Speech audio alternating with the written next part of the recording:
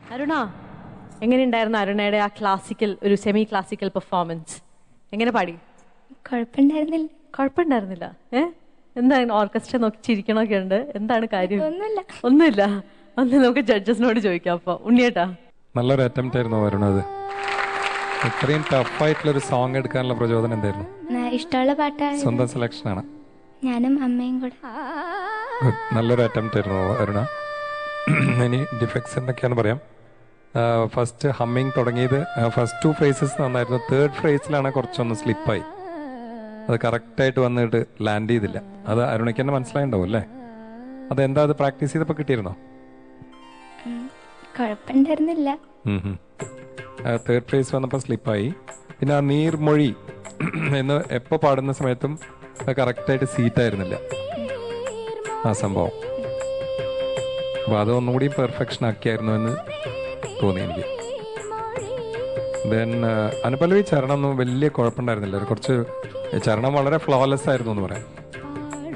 പല്ലവിയിലുള്ള ഈ പല സംഭവങ്ങളുണ്ടല്ലോ, അത് ഒന്നുകൂടി ഗ്രൂവില് ശരിക്കും ഇരുന്നിരുന്നു വെച്ചാൽ അതൊരു ഔട്ട്സ്റ്റാൻഡിങ് പെർഫോമൻസ് ആണ്. കുറച്ചുകൂടി അരുണ ശ്രദ്ധിച്ചിരുന്നു വെച്ചാൽ തീർച്ചയായും പാടാൻ പറ്റുന്നു. കാരണം അരുണയുടെ വോക്കൽ കോഡിൽ വരാത്ത സംഭവങ്ങളൊന്നുമില്ല. അപ്പോൾ അത് എന്തുകൊണ്ട് കുറച്ചൊരു കെയർലെസ്നെസ് ആണോ, അതോ ഇവിടെ വന്നിട്ട് നെർവസ് ആയിട്ട് മാറിയതാണോ, എന്താണ് പറയൂ? തീർച്ചയായിട്ടും ഇത് പെർഫെക്റ്റ് ആയിട്ട് ചെയ്യായിരുന്നു അരുണയ്ക്ക്. അരുണയ്ക്ക് അതിനുള്ള പൊട്ടൻഷ്യൽ അല്ലേ.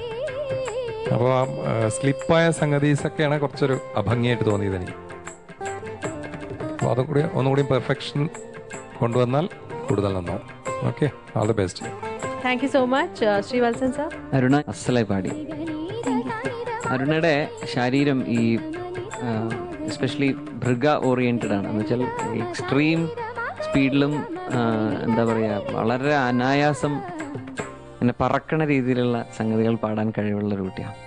അപ്പോൾ അരുണ ചെയ്യേണ്ടത് എന്താന്ന് വെച്ചാൽ അതിനെ പിടിച്ച് ഇഴുക്കുക എന്ന് പറയും, തിരിച്ചു പിടിക്കണം കൃത്യമായിട്ട് സംഗതികൾ അതേ സ്വരസ്ഥാനത്ത്. ഖരപ്രിയയിൽ എപ്പോഴും എന്താ പറയുക, അതിങ്ങനെ ലയബിൾ ടു എന്താ പറയുക ഡിഫർ, അത്തരം സ്വരങ്ങളാണ് വരിക.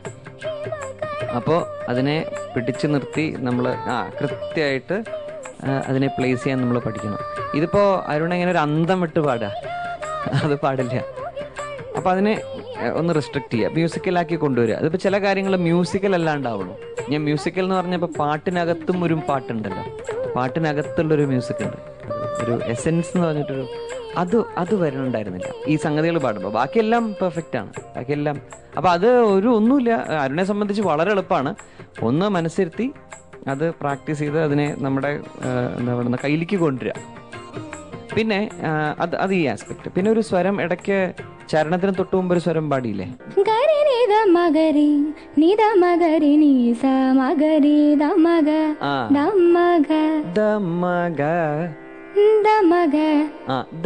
ഒന്നല്ലെങ്കിൽ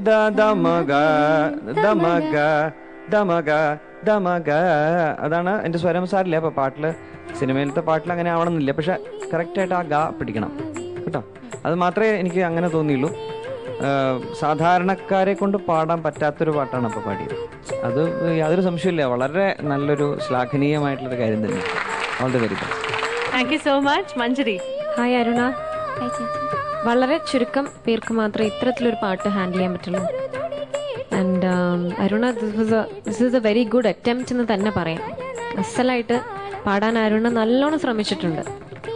ചെറിയ ആസ്പെക്ട്, ഈ പറഞ്ഞ പോലെ സംഗതികൾ പാടുമ്പോഴത്തേക്ക് കുറച്ച് ഇതിന് മുന്നേയും അരുണടുത്ത് പറഞ്ഞിട്ടുണ്ട്, കുറച്ച് സ്പീഡ് കൂടുതലാണ് പാടുന്നതിന്. അപ്പോൾ ഒന്ന് സ്ട്രിക്റ്റ് ആവണം ടെമ്പോയിൽ. ആൻഡ് അത് ഇത്രയും സ്പീഡി താൻസ് പാടാൻ പറ്റുമെങ്കിൽ എന്തും പാടാം. ഓക്കെ, അപ്പോൾ അതിന് നല്ലോണം പ്രാക്ടീസ് ചെയ്യുക. കുറച്ച് സ്വരസ്ഥാനങ്ങൾ അങ്ങോട്ടും ഇങ്ങോട്ടും മാറണ്ടായിരുന്നു പാടുമ്പോഴത്തേക്ക്, അപ്പം അതൊന്ന് ശ്രദ്ധിക്കുക. ആൻഡ് ബാക്കിയൊക്കെ വേറൊന്നുമില്ല പറയാൻ, ബാക്കിയൊക്കെ നന്നായി പാടിയിരുന്നു. ആദ്യത്തെ ആലാപ്പിലും കുറച്ച് പ്രശ്നങ്ങൾ, അത് അരുണയ്ക്ക് അറിയാം. ഈ ഒരു സ്റ്റേജിലെത്തി, അപ്പോൾ ഇപ്പം നിങ്ങൾ തന്നെ സ്വയം നിങ്ങളുടെ കുറവുകളൊക്കെ നിങ്ങൾക്ക് തന്നെ മനസ്സിലാവുന്നുണ്ട് അല്ലേ? അപ്പം അതൊക്കെ ഇനി പ്രാക്ടീസ് ചെയ്ത് നല്ലോണം, ഇത്തരത്തിലൊരു പാട്ടിന് ശരിക്കും നല്ലോണം പ്രാക്ടീസ് വേണം. 1-2 ദിവസത്തിൽ പഠിച്ച് പാടാൻ പറ്റുന്ന പാട്ടല്ല. എത്ര ദിവസം എടുത്ത് പഠിക്കാൻ? പെട്ടെന്ന് പഠിച്ചു. ശരി. അപ്പൊ ആ പെട്ടെന്ന് പഠിച്ചതിന്റെ ചില പ്രശ്നങ്ങൾ കാണാനുണ്ടായിരുന്നു. അപ്പം അത് കുറച്ചുകൂടി സമയമെടുത്ത് ഇരുത്തി അതിൻ്റെ നോട്ട്സൊക്കെ നല്ലപോലെ പ്രാക്ടീസ് ചെയ്ത് പഠിക്കുക. Okay, all right, very nice singing. Otherwise thank you so much. അപ്പൊ എന്തായാലും നമുക്ക് മാർക്സ് ചോദിക്കാം. അരുണയുടെ ഉണ്ണിയേട്ടാ, നമുക്ക് ഈ പാട്ട് എഴുതിയ പ്രഭാവർമ്മ സാറേയും ഒരു പരാമർശം ഉണ്ട്. അദ്ദേഹത്തിന്റെ നല്ലൊരു ഗാനം പാടാനുള്ള ഭാഗ്യം എനിക്കുണ്ട്, കമ്പോസ് ചെയ്ത് പാടാനുള്ള ഭാഗ്യം എനിക്കുണ്ടായിട്ടുണ്ട്. അപ്പോൾ അദ്ദേഹത്തിനും നമുക്ക് ഈ എപ്പിസോഡിലൂടെ നമുക്ക് അഭിനന്ദനങ്ങളും ആശംസകളും അറിയിക്കണം. ശ്രീ പ്രഭാവർമ്മയ്ക്കും ജയചന്ദ്രനും. ഇത്രയും നല്ലൊരു പാട്ടാണ് അരുണ സെലക്ട് ചെയ്തത്. ഏറ്റവും one of the best songs you have ever presented now. Anyway, all the best, and I'll give you 24 marks. 24 out of 30. Srivalsan sir? 25. 25. Aruna, I'll give you 23. 23. Plus 8. അപ്പോൾ അരുണ 80 ഔട്ട് ഓഫ് 100 ആണ് കിട്ടിയിരിക്കുന്നത് ഈ പെർഫോമൻസിന്. അരുണയുടെ first performance ആയിരുന്നു quarter ഫൈനൽസിൽ. നല്ലൊരു തുടക്കമാണ് എന്തായാലും. First പെർഫോമൻസിന് 80 marks കിട്ടി. Congrats. അപ്പോൾ അറിയാലോ, ഇനി ഇതിലും നല്ല മാർക്സ് തന്നെയായിരിക്കണം ഇനി വരുന്ന 5 പെർഫോമൻസിനും. All the best. നല്ലോണം പ്രാക്ടീസ് ചെയ്ത് അവർ പറഞ്ഞ കുറവുകളൊക്കെ നികത്തി അടിപൊളി പെർഫോമൻസ് ആയിട്ട് വരാം. Okay, all the best Arun.